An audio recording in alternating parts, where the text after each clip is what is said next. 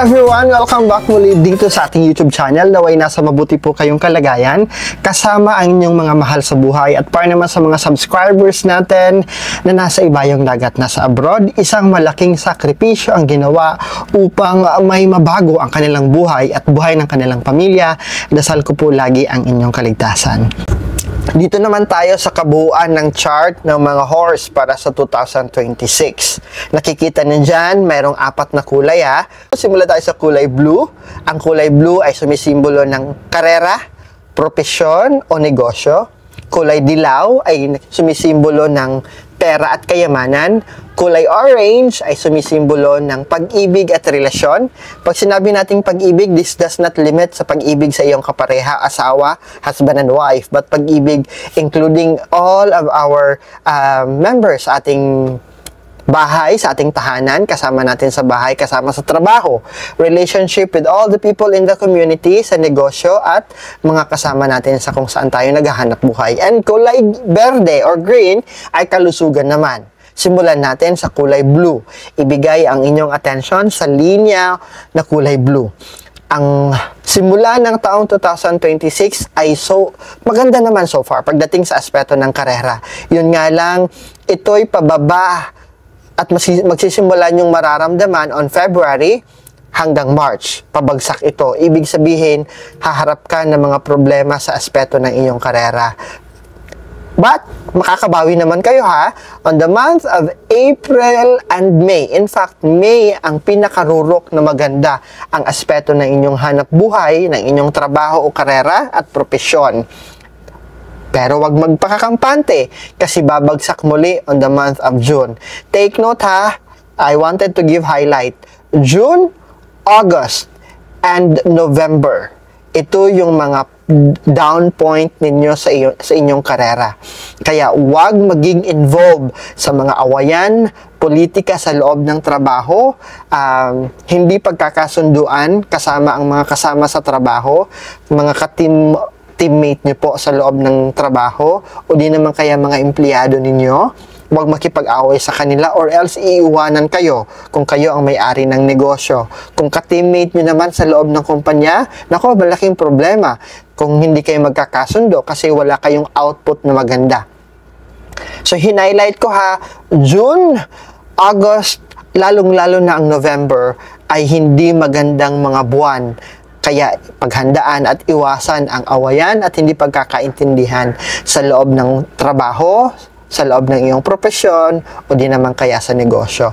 So far, nasa neutral na estado naman ang pagtatapos ng aspeto ng karera on the month of December 2026. But it's not as good as how it started. Kasi kung titingnan ninyo yung kulay blue sa simula ng taon, nasa almost 80%. At ito'y magtatapos on December na below 60%. So, hindi ganun kaganda ang aspeto ng karera o propesyon o di naman kaya negosyo.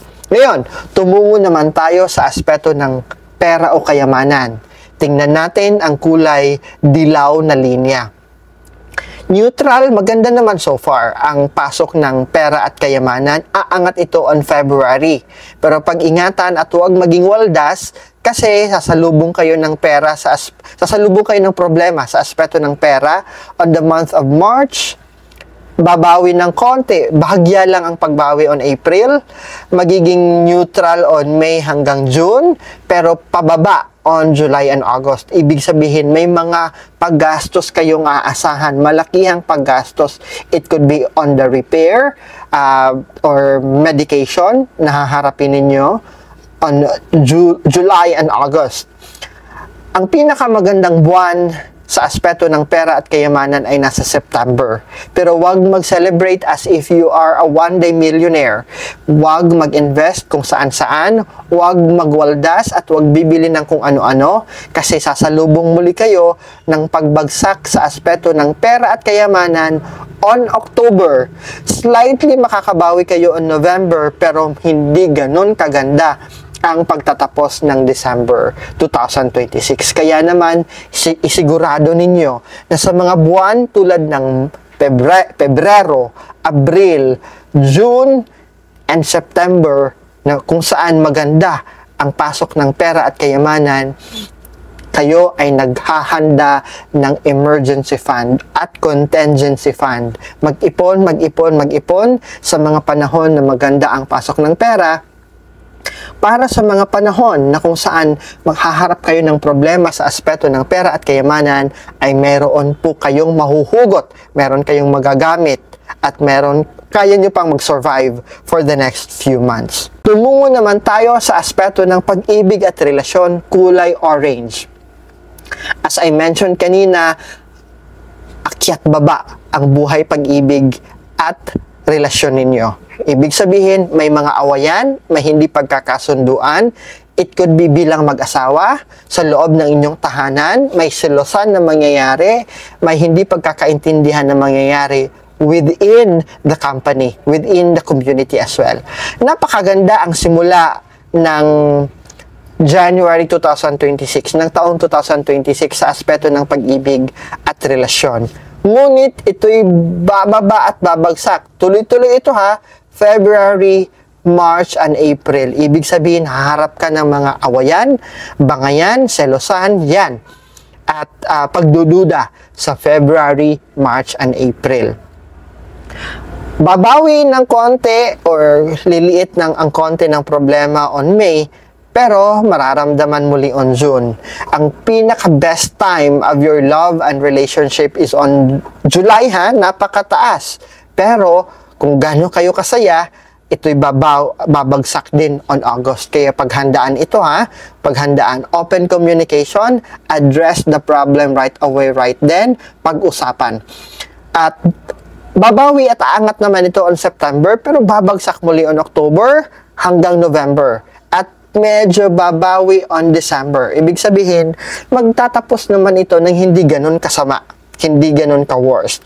Kaya nga lang, you have to make sure na hindi tatawid ang mga problema bilang mag-asawa o problema sa mga kasama sa trabaho o negosyo sa 2027. Kaya kailangan ma-maintain ang magandang relasyon sa kanila sa loob ng 2026. Sa kulay berde naman na linya, dumako tayo sa health or kalusugan. Ito ha, bantayan maigi ang inyong immune system. Bantayan maigi ang mga disgrasya. Huwag maging padalos-dalos, huwag magpadala sa emosyon. Ang simula ng taong 2026, January, so far are okay pagdating sa kalusugan. Ngunit, bagsak on the month of February. Although babawi ka, March, April, ito'y babagsak ng bahagya on May. Babawi muli, aangat muli on June, pero magkakaroon ka ng karamdaman on July.